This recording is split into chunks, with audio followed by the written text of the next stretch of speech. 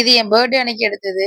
அன்னைக்கு காலையில எப்பவும் போல 6:30க்கு எந்திரிச்சுட்டேன். போர்டிகோ ரொம்ப டஸ்ட்டா இருந்ததுனால கையோட அங்கேயும் ஃபுல்லா கழுவி விட்டுட்டு, வாசலையும் கழுவி விட்டு கோலம் போட்டாச்சு. நைட்டே மாவு அரைச்சு வச்சுட்டேன். அதனால பாப்பாக்கு இன்னைக்கு இட்லி ஊத்தி குடுக்கலான்னு சொல்லிட்டு, மினி இட்லி மாரி ஊத்தி சாம்பார் வச்சு குடுத்துட்டேன். காலையில பிரேக்ஃபாஸ்ட் நாங்களும் அதையும் சாப்பிட்டுட்டோம். லஞ்ச் மட்டும் எதுவும் பண்ண வேணாம்னு சொல்லிட்டாரு. ஏன்னா மதியானம் வரும்போது பிரியாணி வாங்கி தரேன்னு சொல்லியிருந்தாரு.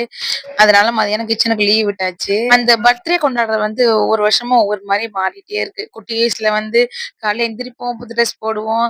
போயிட்டு டைரக்ட்டா கிச்சனுக்கு போவோம். ஸ்வீட் பண்ணி வச்சிருப்பாங்க அம்மா. அத குடுப்பாங்க. சாப்பிட்டுட்டு சாக்லேட்லாம் எடுத்துட்டு ஜாலியா ஸ்கூலுக்கு போவோம். இந்த மேரேஜ்க்கு அப்புறம் வர பர்த்டே வந்து ஏதோ நம்ம அப்பதான் புதுசா பொறந்த மாரி இருக்கும். ஒரு 2 வருஷம் அவ்ளோ ஜாலியா போகும். அதுக்கப்புறம் இந்த குட்டீஸ்லாம் பொறந்துட்டாங்கன்னு வைங்களேன், பொறந்த நாள் வரதும் தெரியாது.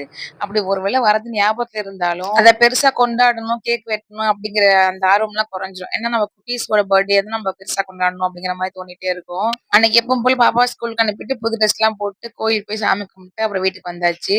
இன்னும் 2 நாள்ல 29 அன்னைக்கு குட்டி பையனுக்கு பர்த்டே. அவனோட பர்த்டே எப்படி கொண்டாடுறது மட்டும் தான் என் மைண்ட்ல ஓடிட்டு இருந்துச்சு. நமக்கெல்லாம் என்னங்க வயசாயிட்டு இருக்கு. இனிமே என்ன கொண்டாடினா என்ன, கொண்டாடல என்ன அந்த மாரி தான் ஆயிடுச்சு. எனக்கு மட்டும் தான் இப்படிலாம் தோணுதா? இல்ல உங்களுக்கு இப்படிதான் தோணுமான்னு சொல்லிட்டு மறக்காம கமெண்ட் பண்ணுங்க பாப்போம்.